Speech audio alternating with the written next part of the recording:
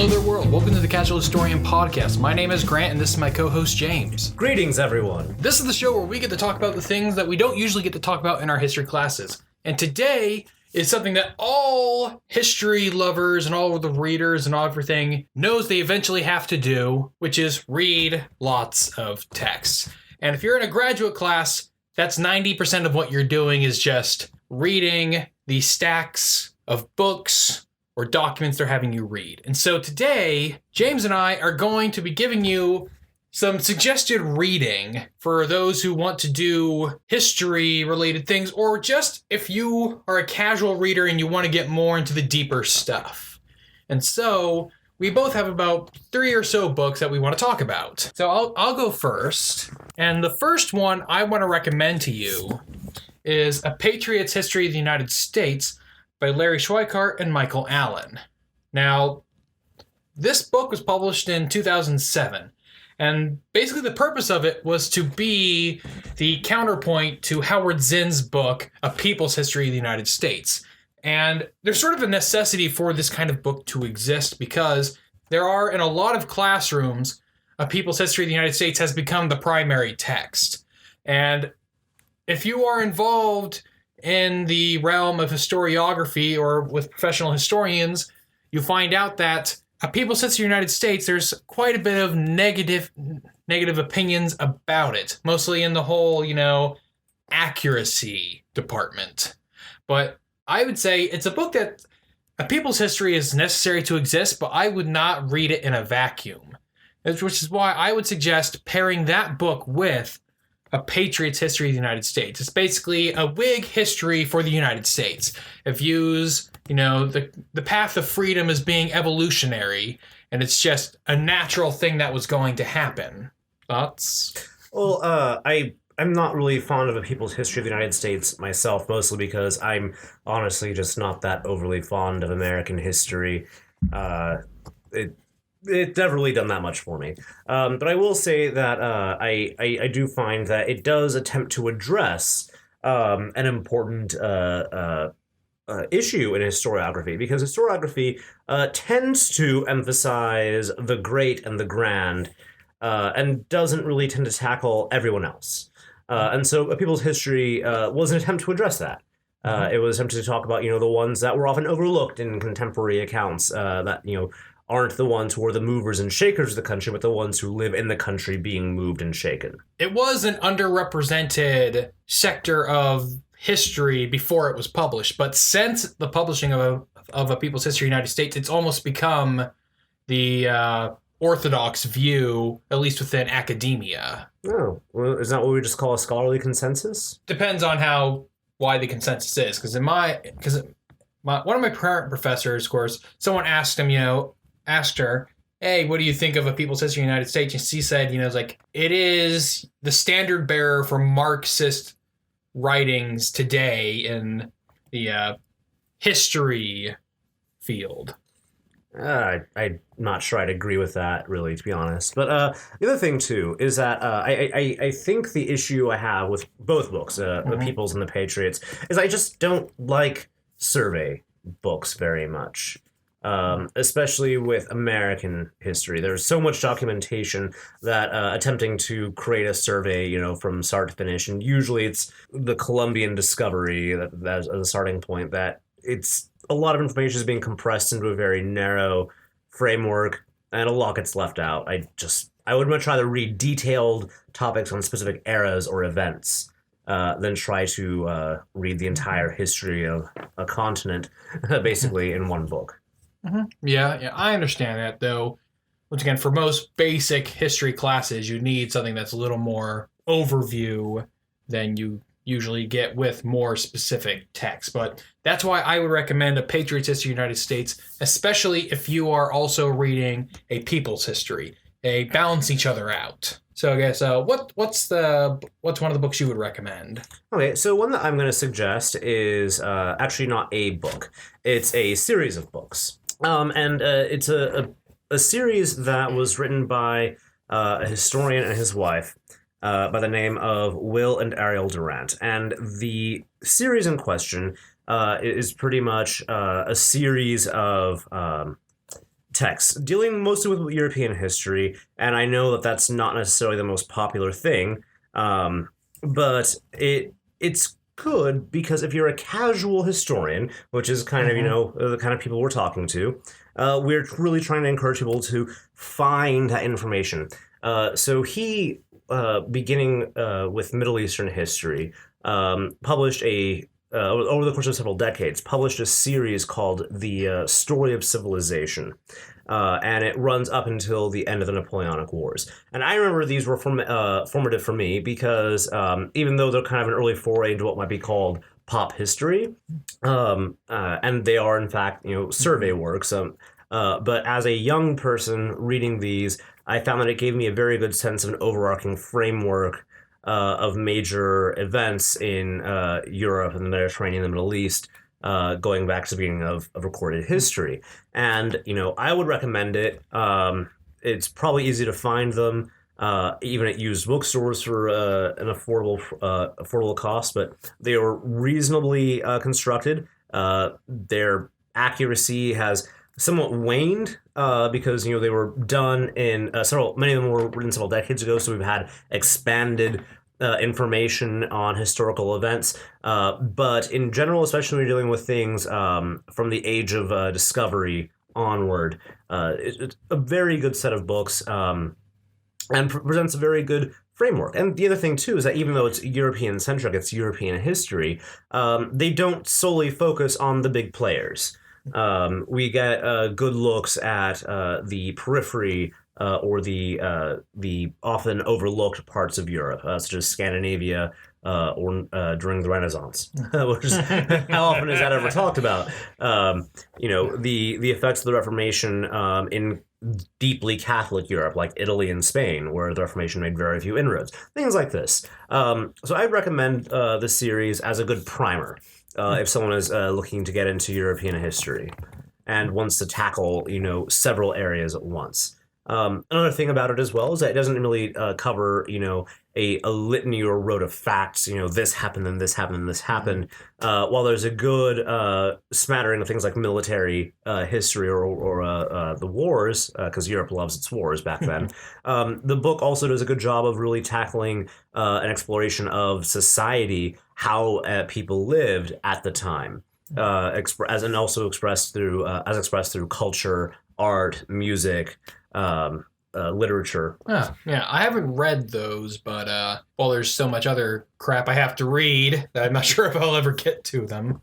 I'd say that someone at your stage, it would be light reading at best. Mm-hmm. Yeah. But for someone who's really just interested in history but wants to read something but doesn't know where to start, it's a good place to start. And also being academic texts has wonderful bibliographies.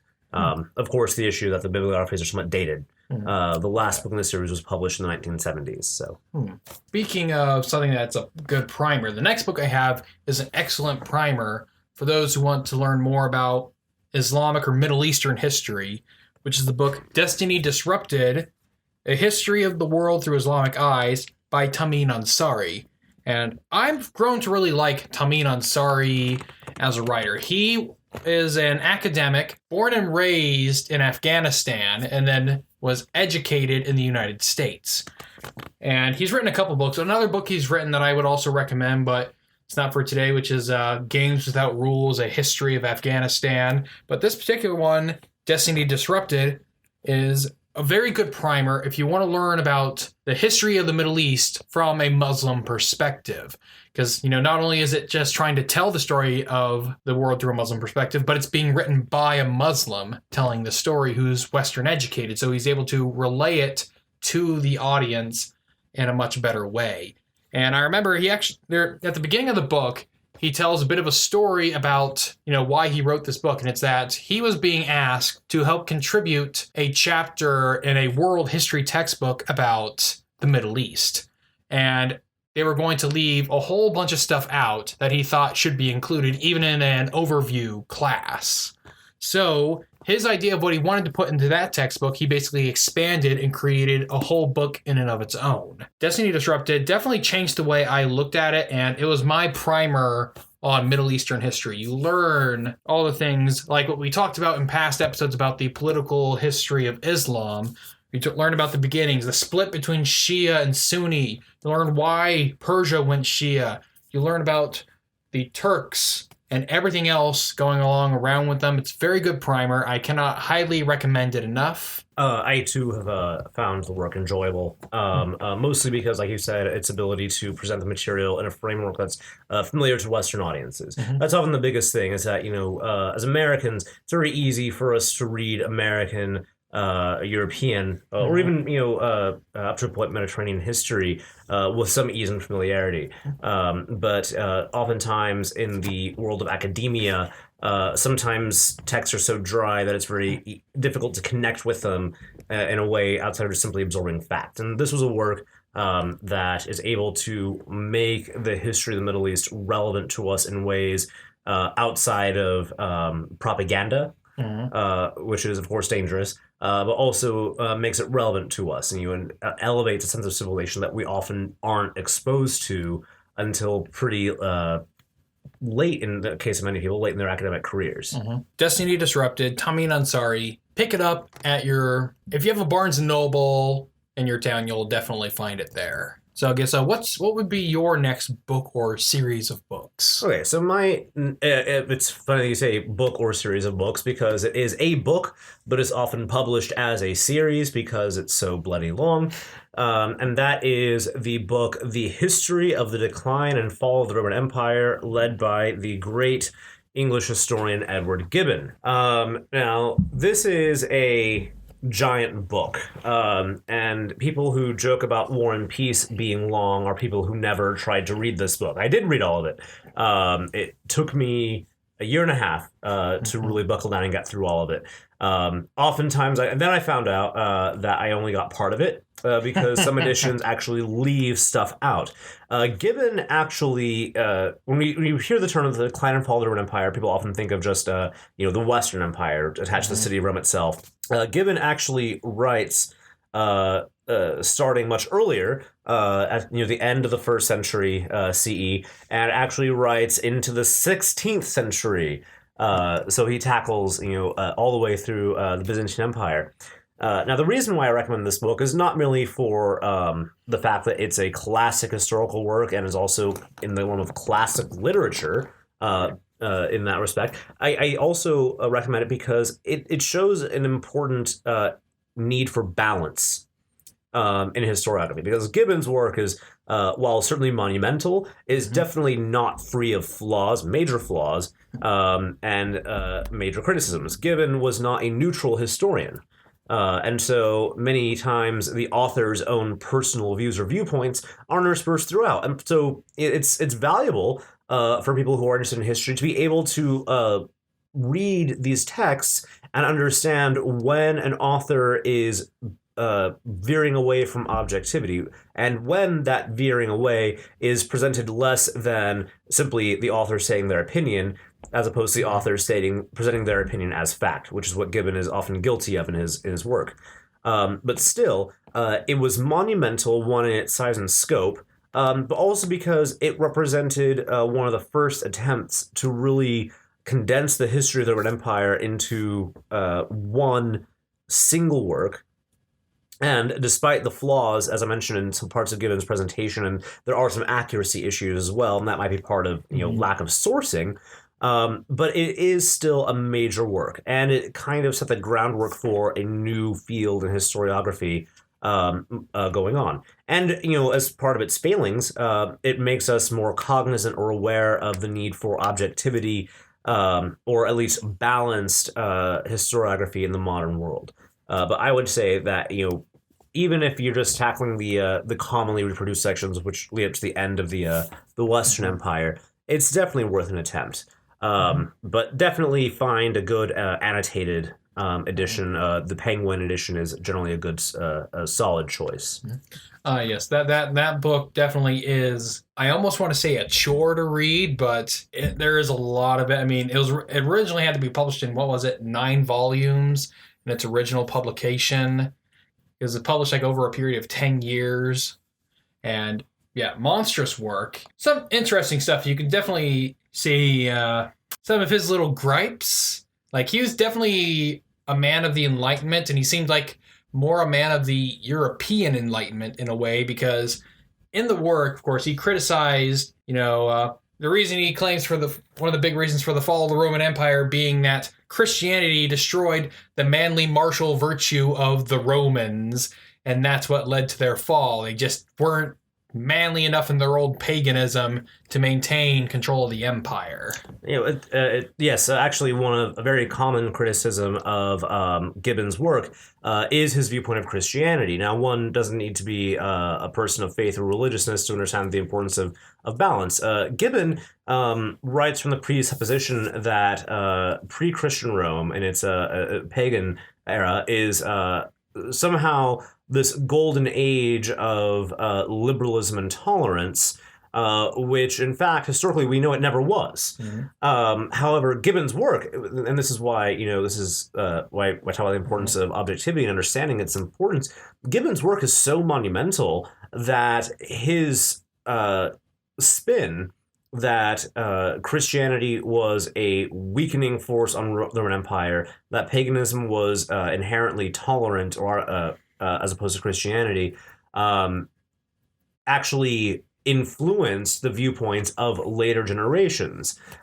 Even nowadays, people who are not very well versed in history, especially in pop neo-paganism, might see the modern syncretism as a revival of Roman era tolerance. But that, in fact, wasn't the case. The Romans were very intolerant of religions outside of what the state permitted. We look at the fact that the slaughter of Druids in Britain was not at the hands of Christian monks. It was at the hands of Julius Caesar's centurions from the conquest of Britain. The antipathy of Romans towards Zoroastrianism and Judaism before Christianity. That's, and then, of course, his antipathy toward Christianity also colors the entire way that he approaches the history of the Byzantine Empire, which was a consciously Christian state. But even so, it's a major work. It's a historical work that made history in its own right, simply by being written. Yes. It was. I believe I've heard it referred to as the first modern work of history, and that he was the first person to write a history of the Roman Empire that did not primarily use Catholic Church sources. Yes. And that, again, between being an Enlightenment figure and being an Englishman, there's a kind of natural built-in mistrust of relying on the Roman Catholic Church's approved history solely. But his excellent tackling of source material and gathering information was unprecedented, really, for the era, especially for the scope of time that he covers. The only thing that was unfortunate is that he was not able to distinguish his own beliefs and prejudices from fact. Mm-hmm. Yeah.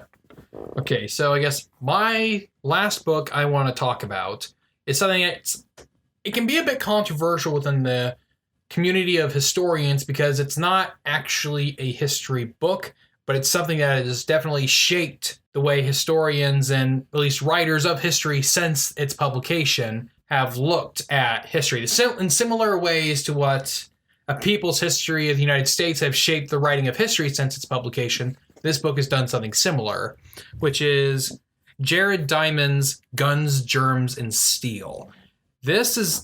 I cannot highly recommend this book enough, mostly because it changes the way you look at how human societies developed and why they developed in certain ways. Like, why was it that the Europeans arrived in America while the Native Americans did not arrive in Europe?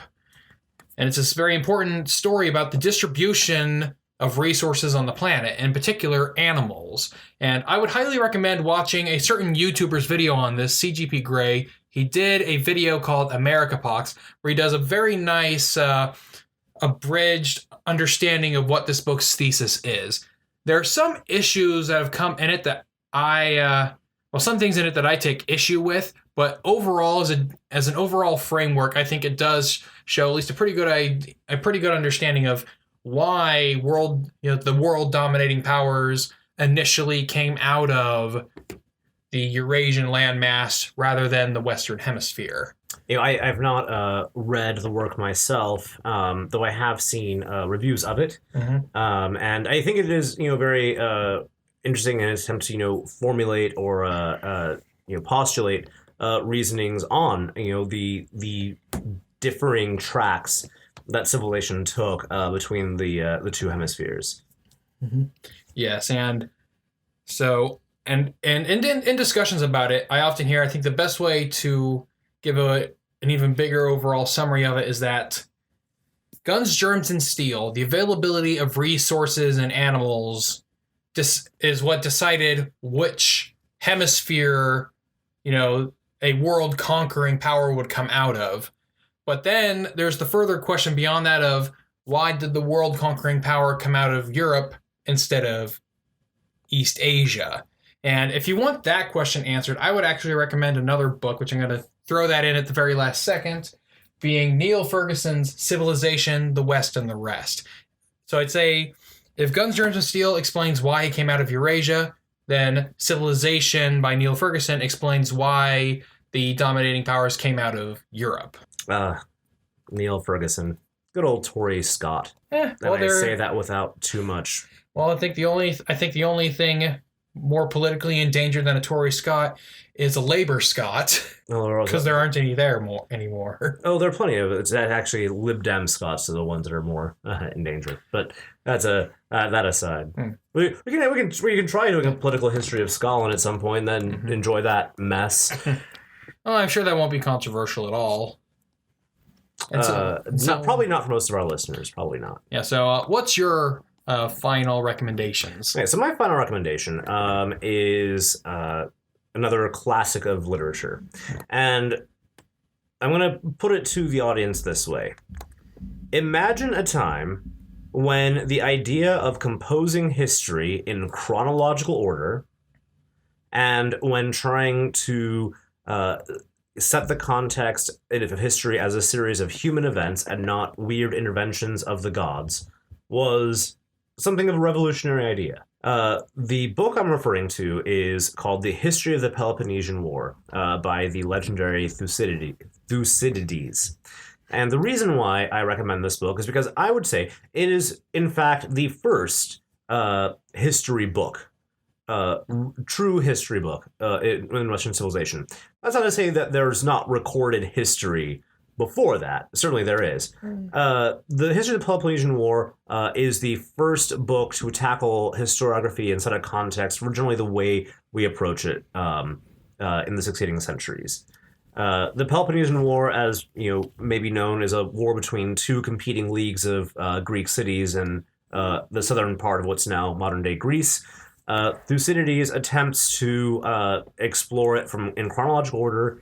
He gives no role to the gods, which is unusual, mostly because you have other Greek events or events in the area, like, say, the infamous Trojan War, but that is cast firmly into the realm of mythology because of the invocations of the gods being linked to it. Historians since view the work not only as a classic of literature, but also as a seminal work in terms of defining how historiography is meant to work. Now, of course, being an ancient, I think it was 5th century BC work, it does not succeed at maintaining sourcing compared to some other historians like Xenophon or Herodotus. But again, it tackles a specific topic, covers it in chronological order, and generally still maintains credibility. That unlike, for example, Gibbon, his decline and fall of the Roman Empire has somewhat lost credibility and luster over the ages, or over the entering centuries. The Peloponnesian War history has remained almost required reading in numerous fields, including history, political science, and even classic literature. The history of the Peloponnesian Wars was my introduction to anti-democratic political thought, in which in my younger political days, when I was a ardent Tea Partier, I would say, democracy's bad. This, is like, well, that liberal democracy, Athens, was always at war, but that conservative monarchy Sparta was almost never at war. And, that's what democracy gets you. Countless tyrants, as these ancient Greek histories constantly refer to. The tyrant of blank. The tyrant of other blank. But Sparta's just, no, there's just a pair of kings. And if they can't agree on anything, we can't do anything about it. Well, I think, it's a very great work because it sheds a great deal of light into the workings of the varying Greek city-states, from the democracies like Athens, like you mentioned, to the monarchy like Sparta. But it's also something I forgot to mention earlier, is Thucydides is remarkably well balanced in his portrayal of the work, in that he is an Athenian, Athens being the leader of one of the competing factions, Sparta the other, and yet he does not cast the Athenians as inherently noble or good, or the Spartans as being inherently evil or greedy or violent. Something else that he often relied on is that even though his citations and sourcing is imperfect, is he also used recorded speeches of noted political or military figures and populates his work with those as well. These are all definitely works you should check out if you just want to get started into history, or you want a little bit learn a bit more about historiography. These are definitely good places to start. And unless there's anything else you want to bring up, I think that it's a very valuable thing to really look. I think collectively between the two of us, the 6 books we presented kind of present a good arc. In terms of both human history in general, but also in terms of how historiography itself has evolved over time. And then there are several other texts that I could recommend. Churchill's books on the history of English speaking peoples, Churchill's World War II books. Are also very good. Again, some issues in terms of information and sourcing, especially in the World War II books. Probably because he wrote them so recently after the war, so there's stuff missing. But as primary source material, his World War II works are brilliantly done. All right, then. Well, if you want more content like this, then you can go to casualhistorian.com, where you'll find all of our podcasts. You can find other articles and a bunch of stuff that hopefully you'll enjoy. You can also find the podcast on iTunes and on our YouTube channel. You can follow us on Twitter and Facebook. So long for now.